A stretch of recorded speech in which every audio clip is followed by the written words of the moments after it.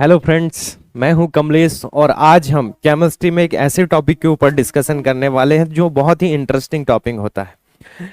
Chemistry in everyday life, दैनिक जीवन में रसायन विज्ञान। डेली लाइफ में हम रसायन विज्ञान का किस तरीके से उपयोग करते हैं, डेली लाइफ में जिस तरीके से हम केमिकल्स का उपयोग करते हैं उनके बारे में हम डिस्कशन करेंगे, है ना। और डेली लाइफ में हमें पता है कि हम बहुत सारे केमिकल्स का यूज करते हैं और उन सभी के बारे में हम आज डिस्कशन करेंगे। तो बने रहेगा वीडियो के लास्ट तक ताकि हम पूरी चीजें अच्छे से समझ सकें। शुरुआत करते हैं हमारे आज के टॉपिक की। सबसे पहले हम बात करते हैं डेली लाइफ में हम ड्रग्स का उपयोग करते हैं, औषधियों का उपयोग या मेडिसिन का उपयोग करते हैं, है ना। तो ये जितनी भी मेडिसिन होती हैं या ड्रग्स या औषधियां, ये एक प्रकार की क्या होती हैं, केमिकल है ना। तो केमिकल एक रासायनिक पदार्थ है ना। हम बोलेंगे कि ड्रग्स या औषधियां क्या है, ड्रग्स या औषधियां एक प्रकार के रासायनिक पदार्थ है जिसका उपयोग कहाँ किया जाता है, कोई भी बीमारी का इलाज करने के लिए, बीमारी को रोकने के लिए या बीमारी को हटाने के लिए किया जाता है ना। निदान करने के लिए, बीमारियों को हटाने के लिए हम क्या ड्रग्स या औषधियों का उपयोग कर सकते हैं। जितनी भी ड्रग्स या औषधियां होती हैं ये सभी क्या है, अलग अलग प्रकार के केमिकल से मिलकर बनी होती हैं। तो ये क्या है, हमारी डेली लाइफ में यूज होने वाला केमिकल है ना। जितनी भी ड्रग्स या औषधियां होती हैं इनका जो मॉलिक्यूलर मास होता है, आणविक द्रव्यमान जो होता है वो 100 से लेके 500 यूनिट तक हो सकता है। 100 से लेके कितनी, 500 यूनिट के बराबर हो सकता है। औषधियां, जितनी भी औषधियां होती हैं, मेडिसिन होती हैं, उन्हें उन्हें हम क्या कहते हैं, ड्रग्स कहते हैं, है ना। बीमारियों को ठीक करने के लिए ड्रग्स और औषधियां दोनों प्रकार से उपयोग की जाती है। दवा जो होती है या ड्रग्स हम बोलते हैं, ये रोगी के लिए सकारात्मक और नकारात्मक दोनों प्रकार से प्रभाव डाल सकते हैं। पॉजिटिव और नेगेटिव दोनों प्रकार से इफेक्ट हो सकता है बॉडी में। अगर हम अधिक मात्रा में लेते हैं तो क्या होता है, नेगेटिव इफेक्ट पड़ता है, और अगर कम मात्रा में लेते हैं तो पॉजिटिव इफेक्ट। तो हम बोल सकते हैं जितने भी ड्रग्स या औषधियां होती हैं ये हमारी बॉडी के लिए कुछ अच्छी भी होती हैं और कुछ खराब भी होती है ना। इनका लिमिट में यूज करना चाहिए, बोले जितने भी ड्रग्स या औषधियां होती हैं।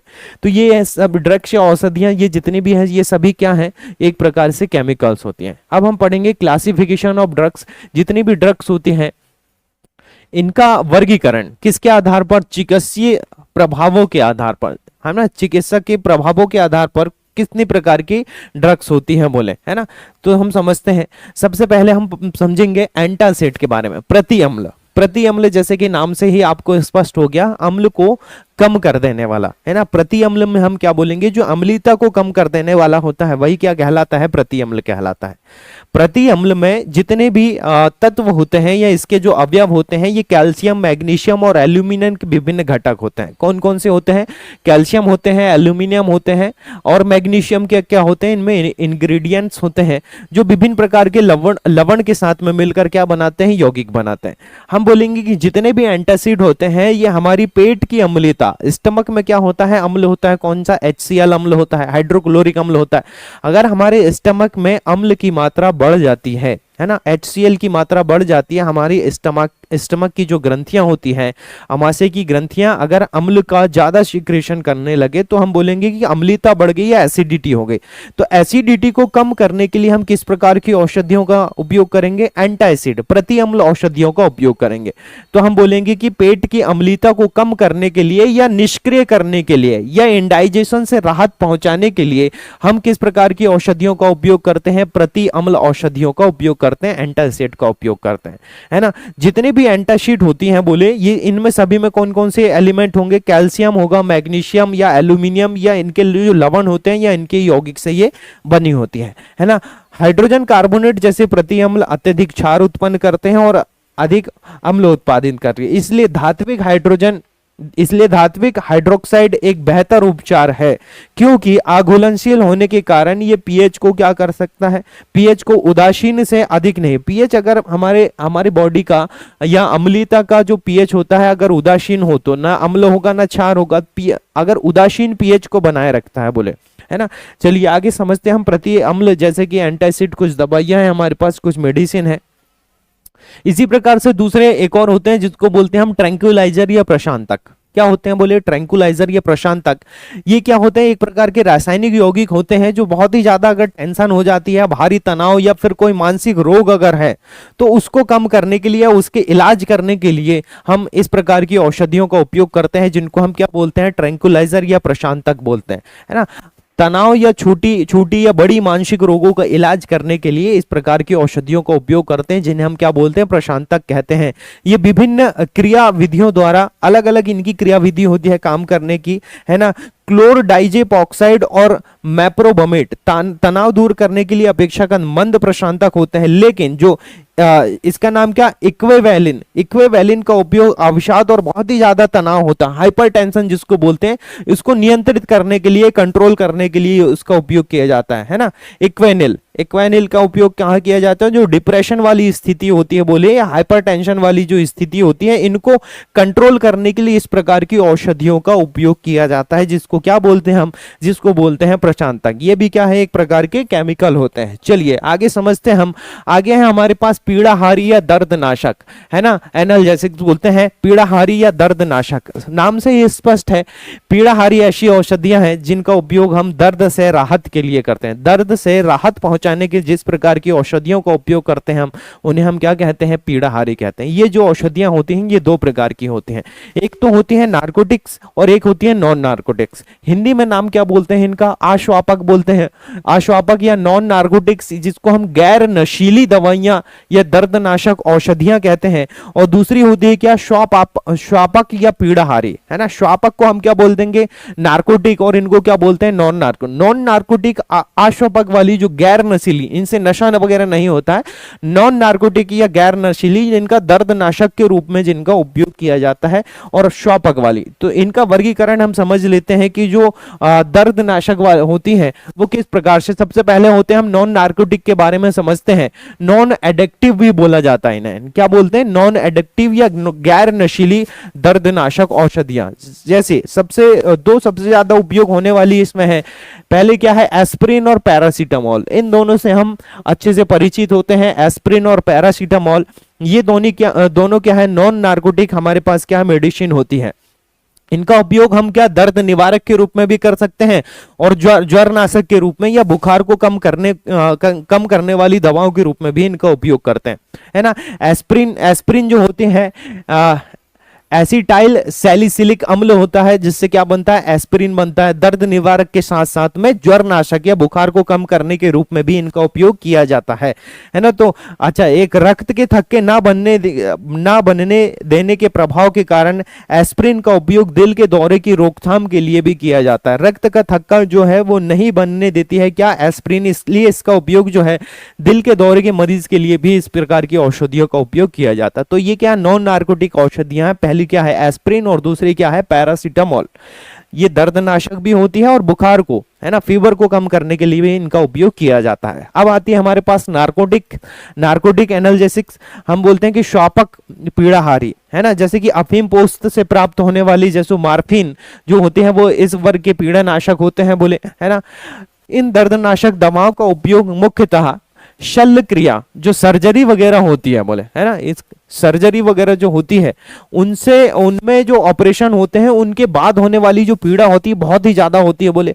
सर्जरी के बाद होने वाली जो पीड़ा होती है उस दर्द को कम करने के लिए, है ना, हम किस प्रकार की औषधियां, इस प्रकार की श्वापक पीड़ाहारी का उपयोग कर सकते हैं। या बोलेंगे कैंसर की पीड़ा या प्रसव पीड़ा जो बहुत ही ज्यादा होती है बोले, उनको कम करने के लिए, उनसे राहत पहुंचाने के लिए हम किस प्रकार की औषधियों का उपयोग करते हैं, श्वापक पीड़ाहारी या नार्कोटिक एनाल्जेसिक औषधियों का उपयोग करते हैं, है ना। इसी प्रकार से आती है हमारे पास ज्वरनाशक, है ना। ज्वरनाशक ऐसे पदार्थ होते हैं जो ज्वर को कम करने के लिए, बुखार को कम करने के लिए, फीवर को कम करने के लिए इनका उपयोग किया जाता है। ये क्या करते हैं, शरीर के तापमान को कम करने के लिए इनका उपयोग किया जाता है। सबको पता है बुखार को कम करने के लिए जो सबसे कॉमन टैबलेट्स होती है वो क्या है, पैरासीटामोल है, इबुप्रोफेन होती है, एस्प्रिन होती है ना। इनका उपयोग हम क्या करते हैं, अधिकतर करते हैं। तो यही क्या कहलाती हैं, ज्वरनाशक कहलाती हैं। इसके अलावा भी कुछ चीजें हैं, जैसे एस्प्रिन, इबुप्रोफेन, पैरासीटामोल के अलावा जो है फेनासेटिन है, एनाल्गिन है, नोवल्गिन है, ये सभी औषधियां भी क्या होती हैं, ज्वरनाशक होती हैं, फीवर को कंट्रोल करने का काम करती है ना। आपके सामने यहाँ पर कुछ इमेज भी दिखाई दे रही है, जैसे कि पैरासीटामोल है 500 mg की, कैप्सूल के रूप में यहाँ पर दी है। तो ये क्या है, दर्दनाशक औषधियां, ओ सॉरी, बुखार वाली जो औषधियां होती हैं जिनको हम ज्वर नाशक बोलते हैं, है ना। हालांकि जितने भी ज्वर नाशक औषधियां होती हैं ये दर्द से भी राहत पहुंचाती हैं, इसलिए इनको हम दर्दनाशक भी बोल सकते हैं और ज्वर नाशक औषधियां भी बोल सकते हैं। एक और टॉपिक आता है हमारे पास, प्रति सूक्ष्म जैविक, है ना, एंटी माइक्रोबियल्स। प्रति सूक्ष्म जैविक ऐसी औषधियां होते हैं या ऐसे ड्रग्स होते हैं जो जीवाणु जो होते हैं, जीवाणु, कवक या वायरस या फिर परजीवी, है ना, जिसको बोलते हैं हम प्रतिकवक, एंटीवायरस या एंटी परजीवी जिसको बोलते हैं, इनको नाश करने के लिए, इनको कम करने के लिए जिस प्रकार की दवाओं का उपयोग किया जाता है, जीवाणु, कवक, वायरस या परजीवी, इनको कम करने के लिए, इनका विनाश करने के लिए, इनकी रोकथाम करने के लिए जिन औषधियों का उपयोग किया जाता है उन्हें हम प्रति सूक्ष्म जैविक कहते हैं। रोगजनक कार्रवाई को चुनिंदा रूप से रोकने के लिए इनका उपयोग किया जाता है, जैसे कि एंटीबायोटिक्स, एंटीसेप्टिक्स, कीटाणुनाशक प्रति सूक्ष्म जैविक ड्रग्स होती हैं। प्रति सूक्ष्म जैविक में कौन कौन सी चीजें आती हैं, एंटीबायोटिक, एंटीसेप्टिक, कीटाणुनाशक, ये सभी के यहाँ होती है, प्रति सूक्ष्म जैविक होती है ना। एंटीबायोटिक्स, एंटीसेप्टिक्स, डिसइंफेक्टेंट, ये तीनों क्या है बोले, ये प्रति सूक्ष्म जीवी है, एंटी माइक्रोबियल्स ड्रग्स होती हैं। अब हम समझते हैं सबसे पहले प्रतिजैविक। प्रतिजैविक को हम इंग्लिश में क्या बोलते हैं भाई, एंटीबायोटिक्स। प्रतिजैविक नाम आपसे हिंदी में भले आप ना जानते हो, इंग्लिश में सभी लोग जानते हैं। एंटीबायोटिक्स का मतलब क्या होता है, ऐसी औषधियां जो मनुष्यों और जानवरों में जीवाणु के कारण होने वाले संक्रमण से लड़ती हैं या जीवाणु को मार देती है या बढ़ने से रोकती हैं, उसे हम क्या बोलते हैं, प्रतिजैविक बोलते हैं, एंटीबायोटिक्स बोलते हैं। जो जीवाणु से होने वाली जो बीमारियां होती हैं उनको कंट्रोल करने का काम, उनको मारने का काम या संक्रमण से लड़ने का काम जो करती है वो क्या होती है, एंटीबायोटिक्स होती है। सबसे पहले अलेक्जेंडर फ्लेमिंग ने सन 1929 में सबसे पहले जो प्राकृतिक प्रतिजैविक होती है वो क्या है, पेनिसिलिन की खोज की थी। पेनिसिलिन की खोज अलेक्जेंडर फ्लेमिंग ने सन 1929 में सबसे पहले की, इसलिए जो पेनिसिलिन है ये क्या है, सबसे पहला प्राकृतिक प्रतिजैविक माना जाता है। पेनिसिलिन जो है वो कवक से प्राप्त होता है, फंगी से प्राप्त होता है ना, और तथा इसका उपयोग जीवाणु को नष्ट करने के लिए, बैक्टीरिया को नष्ट करने के लिए इसका उपयोग किया जाता है। फंगी से प्राप्त होने वाला प्रतिजैविक जिसको हम बोलेंगे उसका नाम क्या है, पेनिसिलिन है। इसका उपयोग कहाँ किया जाता है, तो जीवाणु को नष्ट करने के लिए इसका उपयोग किया गया था, है ना। जैसे पेनिसिलिन से ही फिर अलग अलग प्रकार की और भी एंटीसेप्टिक्स बनाई गई, एंटीसेप्टिक बनाई गई या बोलेंगे हम एंटीबायोटिक्स बनाई गई, है ना। जैसे ऑर्सफेनेमिन जिसे सेल्वरसेन के नाम से भी जाना जाता है, सिफिलिस के लिए खोजा गया या प्रभावी पहला उपचार था। स्पाइरोकीट एक जीवाणु है जो सिफिलिस के कारण बनता है, इस है ना। प्रतिजैविकों का सूक्ष्म जीवों पर नाशक या मारने वाला अथवा निरोधक स्थैतिक प्रभाव होता है ना। जितने भी सूक्ष्म जीव हैं उनको मारने का काम या उनको रोकने का काम, उनकी क्षमता को कम करने का काम कौन करता है, प्रतिजैविक करता है। जैसे कि हम बात करें कि पेनिसिलिन, है ना, एमिनोग्लाइकोसाइड, ऑफ्लॉक्सिसिन जीवाणुनाशी होते हैं। इसी प्रकार से एजिथ्रोमाइसिन, है ना, टेट्रासाइक्लिन, ये भी क्या होते हैं, जीवाणुरोधी के कुछ उदाहरण होते हैं। इनको हम क्या बोलते हैं, प्रति सूक्ष्म जैविक भी बोलते हैं, है ना। इसी प्रकार से हम दूसरे में बात करें विस्तृत स्पेक्ट्रम प्रतिजैविक। वे प्रतिजैविक ग्रामग्राही और ग्राम आग्राही दोनों प्रकार के जीवाणुओं के विस्तृत प्रकाश का विनाश करते हैं। जैसे अगर उदाहरण हम बोलें कि ऐसे कौन से एंटीबायोटिक्स होते हैं, है ना, जो सबसे ज्यादा उपयोग होने वाला आज की डेट में वो क्या है, एमॉक्सिसिलिन। एमॉक्सिसिलिन क्या है, एक प्रकार का एंटीबायोटिक्स है जो सभी प्रकार के जो बैक्टीरिया से होने वाले या वायरस से होने वाले जो रोग होते हैं उनको कम करने के लिए, कंट्रोल करने के लिए इसका उपयोग किया जाता है। एम्पिसिलिन है हमारे पास, है ना। एक और प्रकार से हम क्या बोलते हैं, क्लोरेम्फेनिकॉल, है ना, बेनकोमाइसिन, ऑफ्लॉक्सिसिन। एम्पिसिलिन और एमॉक्सिसिलिन पेनिसिलिन के संश्लिष्ट रूपांतरण होते हैं। पेनिसिलिन से ही क्या बनाए गए हैं, ये एमॉक्सिसिलिन और एम्पिसिलिन जो है वो बनाए जाते हैं बोले, है ना। इसी प्रकार से होते हैं संकीर्ण स्पेक्ट्रम प्रतिजैविक, है ना। इसको समझ लेते हैं। ये प्रतिजैविक प्रधानतः ग्रामग्राही या ग्राम अग्राही जीवाणुओं के विरुद्ध प्रभावी होते हैं, जैसे कि पेनिसिलिन, जेंटामाइसिन हो गया या एजिथ्रोमाइसिन हो गया। इसी प्रकार से सीमित स्पेक्ट्रम प्रतिजैविक, ये प्रतिजैविक केवल एक ही जीव अथवा रोग पर प्रभावी होते हैं। केवल एक ही रोग पर प्रभावित होने के लिए हम सीमित का उपयोग करेंगे। संकीर्ण में कुछ चीजें आ जाती है, जैसे पेनिसिलिन है, जेंटामाइसिन है, एजिथ्रोमाइसिन है ना। इनका उपयोग हमें पता है कि एजिथ्रोमाइसिन का उपयोग का सर्दी खांसी या जो गला दर्द हो तो उसके उपचार के लिए, उसको कम करने के लिए ऐसी औषधियों का उपयोग किया जा सकता है ना। जो अधिक मात्रा में उपयोग होता है विस्तृत स्पेक्ट्रम प्रतिजैविक बोलेंगे हम, है ना। ब्रॉड स्पेक्ट्रम एंटीबायोटिक जिनका उपयोग हम सबसे ज्यादा करते हैं, जैसे कि अमोक्सिसिलिन हो या एम्पिसिलिन हो गया, है ना। इनका उपयोग, ऐसी एंटीबायोटिक्स हैं, इनका उपयोग अधिक मात्रा में, इनका थोड़ा कम मात्रा में, और जो सीमित वाली होती है बोले इनका उपयोग और भी थोड़ी मात्रा में किया जाता है। इसी प्रकार से एक और हमारे पास बोलते हैं एंटीसेप्टिक। एंटीसेप्टिक का हिंदी नाम आप याद रखेंगे, प्रतिरोधी या पूतिरोधी भी कहा जाता है ना। एंटीसेप्टिक नाम सबने सुना है एंटीसेप्टिक का। जितने भी सजीव के जो टिश्यू होते हैं बोले ऊतक होते हैं, जैसे कि अगर कोई घाव लग गया या चोट लग गई या फिर कोई भी रोग जो त्वचा से संबंधित रोग है ना, सतह हमारी त्वचा से संबंधित, इनमें हम क्या पूतिरोधी या एंटीसेप्टिक का उपयोग कर सकते हैं। प्रतिजैविक बोलते हैं इनको, प्रतिजैविकों की तरह इनको हम उपयोग कर सकते हैं, जिसको हम क्या बोलते हैं, पूतिरोधी या एंटीसेप्टिक कहते हैं। फ्यूरासिन, सोफ्रामाइसिन, जैसे कि डेटॉल क्लोरोजाइलिनॉल तथा टॉर्पिनियोल का मिश्रण होता है। जो डेटॉल होता है वो किसका, क्लोरोजाइनिनॉल और टॉर्पिनियोल का मिश्रण होता है। डेटॉल क्या है, एक प्रकार का एंटीसेप्टिक लिक्विड होता है ना।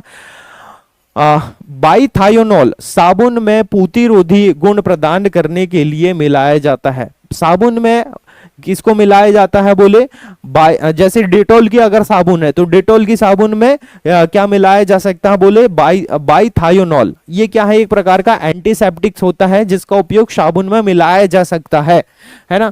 तो पूतिरोधी क्या होते हैं बोले कि घाव लग गई या चोट हो गया तो या जो भी रोगग्रस्त त्वचा होती है इनको साफ करने के लिए हम इसका उपयोग करते हैं, किसका, एंटीसेप्टिक्स का, है ना। अब हम समझते हैं विसंक्रामी या कीटाणुनाशक, डिसइंफेक्टेंट बोलते हैं। इनका उपयोग नाम से स्पष्ट है, कीटाणुओं को कम करने के लिए, है ना, या संक्रमण को कम करने के लिए निर्जीव वस्तुओं पर इनका उपयोग करते हैं। ध्यान दीजिएगा, इसके पहले हमने क्या पढ़ा, जो एंटीसेप्टिक होता है ये सजीवों के लिए उपयोग किए जाते हैं, जैसे कि हमें जितने भी सजीव हैं त्वचा के संपर्क में आने वाले इन्फेक्शन को कम करने के लिए। लेकिन ये हमारे पास जो डिसइंफेक्टेंट होते हैं, विसंक्रामक या कीटाणुनाशक होते हैं, इनका उपयोग निर्जीव वस्तुओं पर किया जाता है, जैसे कि फर्श पर कर देना, है ना, या किचन को साफ करने के लिए कर देना, नालियों को साफ करने के लिए इनका उपयोग किया जाता है ना, विसंक्रामी या डिसइंफेक्टेंट। जो पोटेशियम परमैंगनेट जो होता है, KMnO4 के बारे में अगर बात करें, पोटेशियम परमैंगनेट जो होता है विसंक्रामी के रूप में इसका उपयोग किया जाता है। एग्जाम में आने वाला क्वेश्चन होता है, आप याद रखेंगे। क्लोरीन का 0.2 से 0.4 भाग प्रति 10 लाख भाग ppm जल में सांद्रता तथा अत्यधिक कम सांद्रता में सल्फर डाइऑक्साइड विसंक्रामी के रूप में काम करते हैं। जो क्लोरीन और सल्फर डाइऑक्साइड होते हैं बोले, क्लोरीन का उपयोग कितना, 0.2 से लेके 0.4 ppm जल के साथ में अगर मिला देते हैं, और अत्यधिक कम सांद्रता में अगर सल्फर डाइऑक्साइड मिला देते हैं, तो ये दोनों कैसे काम करते हैं, विसंक्रामी डिसइंफेक्टेंट के रूप में काम करते हैं। घोल की सांद्रता के आधार पर कुछ पदार्थों का उपयोग पूतिरोधी या विसंक्रामी दोनों के रूप में किया जा सकता है ना। जैसे फिनाइल जो होता है, जिसको हम क्या बोलते हैं, फिनॉल कहते हैं, 0.2% विलयन प्रतिरोधी है, जबकि इसका 1% विलयन जो होते हैं विसंक्रामी के डिसइंफेक्टेंट के रूप में। फिनॉल का अगर हम बोले, फिनाइल जिसको हम साधारण शब्दों में बोलते हैं, इसका 1% विलयन क्या बनाता है, डिसइंफेक्टेंट बनाता है। लेकिन अगर 0.2% अगर विलयन बनाए तो वह क्या बना देता है, एंटीसेप्टिक बना देता है। बोले ये आपके सामने कुछ इमेजेस हैं जो डिसइंफेक्टेंट काम करने का, डिसइंफेक्टेंट होती है, संक्रमण को कम करने का काम, कीटाणुनाशक का काम करती है, जैसे कि लाइजोल वगैरह। जैसे हॉस्पिटल ग्रेड डिसइंफेक्टेंट है हमारे सामने, चलिए हम अब समझ गए। अब हम और भी ड्रग्स के बारे में जानते हैं जिन्हें हम बोलते हैं प्रजनन रोधी औषधियां, एंटी फर्टिलिटी ड्रग्स, है ना। एंटी फर्टिलिटी ड्रग्स या प्रजनन रोधी औषधियां क्या होती है? ऐसी औषधियां या ऐसे रसायन हम बोलेंगे, ऐसे केमिकल जो जनन क्षमता को बढ़ावा देने वाले जो हार्मोन्स होते हैं उनकी क्रिया को कम कर देती हैं, जो जनन में सहायता करते हैं। कुछ ऐसे हार्मोन्स होते हैं जैसे कि एस्ट्रोजन या प्रोजेस्टेरोन वगैरह, इनकी अभिक्रिया को या इनकी क्रिया को बॉडी में कम कर देने का काम जो टैबलेट्स या जो ड्रग्स करते हैं उन्हें हम क्या कहते हैं? एंटी फर्टिलिटी ड्रग्स कहते हैं। जैसे हम जनन नियंत्रण गोलियों के बारे में बात करें, है ना, एंटी फर्टिलिटी ड्रग्स जिनको हम क्या बोलते हैं? प्रजनन रोधी औषधियां बोलते हैं। ये एस्ट्रोजन और प्रोजेस्टेरोन जो हमारे पास जनन में सहायक हार्मोन्स होते हैं, इनकी क्रिया को कम करने का काम करती है ना। नॉन एथिनड्रॉन संश्लेषित प्रोजेस्टेरोन है। एथाइनिल एस्ट्राडाइओल, है ना, ये भी क्या है? एक प्रकार के ड्रग्स होते हैं। नोवेस्ट्रोल एस्ट्रोजन व्युत्पन्न है जिसका उपयोग प्रोजेस्टेरोन व्युत्पन्न के साथ जनन नियंत्रण गोलियों में, इनका उपयोग जनन नियंत्रण कोटिया एंटी फर्टिलिटी ड्रग्स बनाने के लिए इनका उपयोग किया जाता है। अब इतना ही समझ लीजिए, जनन रोधी गोलियां का उपयोग किस लिए किया जाता है? जो हार्मोन्स होते हैं जनन के लिए, जो हार्मोन्स होते हैं उनकी क्रिया को कम करने के लिए हम इस प्रकार की औषधियों का उपयोग करते हैं। अब हम समझते हैं केमिकल इन फूड, हमारे भोजन में जो है किस प्रकार से केमिकल्स का उपयोग किया जा रहा है, कौन कौन से केमिकल का उपयोग किया जा रहा है उसको समझते हैं। जितने भी खाद्य पदार्थ होते हैं, है ना, अगर कोई लंबे समय तक स्टोर करने वाले जो खाद्य पदार्थ होते हैं जिसको हम बोलते हैं प्रिजर्वेटिव फूड, है ना, प्रिजर्वेटिव फूड जो होते हैं उनमें क्या होते हैं? केमिकल डले होते हैं। ये जितने भी केमिकल होते हैं वो क्या होते हैं? एक प्रकार से जो भोजन को सुरक्षित रखने वाले केमिकल होते हैं, ये भोजन को लंबे समय तक सुरक्षित बनाए रखते हैं। ये जो प्रिजर्वेटिव होते हैं अगर इन्हें हम लंबे समय तक खाते या पीते रहें तब क्या होते हैं? हमारी बॉडी के लिए क्या होते हैं? हानिकारक होते हैं, है ना। खाद्य योजों में कुछ प्रमुख श्रेणियां हैं, जैसे खाद्य रंजक, है ना, फूड के जो कलर होते हैं, फूड के जो कलर है, या रुचिकर या मधुरक वसा जो स्वीटनिंग एजेंट होते हैं, जैसे है ना, जिसको हम क्या बोलते हैं? मधुरक बोलते हैं, जो मिठास पैदा करने के वाले या फिर स्वाद बढ़ाने वाले, या फिर हम बोलेंगे कि जो फूड कलर होते हैं, ये सब क्या है? एक प्रकार के केमिकल होते हैं, बोले, है ना। ये नहीं केमिकल का उपयोग खानों में किया जाता है। जैसे कि अगर हम बात करें कुछ खनिज है, विटामिन है, अमीनो अम्ल है ना, ये आमतौर पर जो चाइनीज खाद्य पदार्थ होते हैं, या हम ऐसा भी बोल सकते हैं कि डिब्बा बंद जो सब्जियां या सूप आते हैं, जो हम बोलेंगे कि प्रोसेसिंग करा हुआ जो मांस होता है ना, उसके स्वाद को बढ़ाने के लिए अलग अलग प्रकार के केमिकल का उपयोग किया जाता है। जो डिब्बा बंद वाले फूड होते हैं जिन्हें हम लंबे समय तक स्टोर करके रखते हैं, हालांकि अगर हम उन्हें घर में बनाए तो वो लंबे समय तक स्टोर नहीं होते, लेकिन उनमें अगर कुछ ऐसे प्रिजर्वेटिव को मिला दिया जाए जो उनकी जो क्षमता है, या बोलेंगे हम फूड की जो लाइफ होती है उसको लंबे समय तक बढ़ा देता है, उनकी जो एक्सपायरी डेट है उनको बढ़ाने का काम करता है, तो उन्हें ही हम क्या बोलते हैं? प्रिजर्वेटिव बोलते हैं। तो प्रिजर्वेटिव फूड कलर जो होते हैं, या स्वाद बढ़ाने वाले, या स्वीटनिंग एजेंट जो है, ये सब क्या होते हैं? केमिकल होते हैं। जैसे कि नाइट्रोजन खाद्य सामग्री को ऑक्सीकृत होने से रोकती है। नाइट्रोजन जो होती है वो खाद्य सामग्री को खराब होने से क्या होती है? बोले बचाती है ना। भोजन में रसायन जो है वो अलग अलग प्रकार के डाले जाते हैं, जैसे कि हम बात करें कि कृत्रिम मधुरक स्वीटनिंग एजेंट जो होते हैं, आर्टिफिशियल स्वीटनिंग एजेंट भोजन में मिठास को बढ़ावा देने के लिए, है ना, स्वीट करने के लिए, मिठास को बढ़ावा देने के लिए जिस प्रकार के हम बोलेंगे कि एजेंट का उपयोग, मधुरक का उपयोग किया जाता है, उसे हम क्या कहते हैं? कृत्रिम मधुरक कहते हैं। इसमें कैलोरी की मात्रा बहुत ही कम होती है। है ना, जो स्वीटनिंग एजेंट होते हैं, जैसे कि हम बात करें कि किस प्रकार से, जैसे हम शुगर का उपयोग ना करें तब भी क्या मिठास आ सकती है? बिल्कुल आ सकती है। जैसे कि सैकरिन सबसे पहला मधुरक था। यह सुक्रोज से 550 गुना, 550 गुना अधिक मीठी शर्करा होती है। सैकरिन क्या है? एक प्रकार का केमिकल है, बोले, जो सुक्रोज, जो शक्कर होती है खाने वाली शक्कर, उससे 550 गुना क्या होता है, इसमें अधिक मिठास होती है। इसी प्रकार जो एस्पार्टेम होता है यह सुक्रोज से 100 गुना अधिक मीठा होता है। सुक्रालोज जो होता है ना, सुक्रोज का ट्राइक्लोरो व्युत्पन्न होता है जो सुक्रोज से 600 गुना तक अधिक मीठा होता है। एलिटेम जो होता है यह सुक्रोज से 2000 गुना अधिक मीठा होता है। तो ये क्या है, सब स्वीटनिंग एजेंट है जो एक प्रकार के केमिकल है, और इन्हीं केमिकल का उपयोग मिठास को बढ़ाने के लिए या जो हमारा मीठापन होता है उसको बढ़ाने के लिए इनका उपयोग किया जाता है अलग अलग प्रकार से फैक्ट्रियों में, या जहां ज्यादा मात्रा में मिठाई का उत्पादन हो रहा है वहां पर इन्हीं का उपयोग किया जाता है ना, आइसक्रीम वगैरह बनाने के लिए, या जहां ज्यादा हमें शुगर की जरूरत पड़ती है वहां पर शुगर को ना डालकर इन केमिकल का उपयोग किया जा सकता है।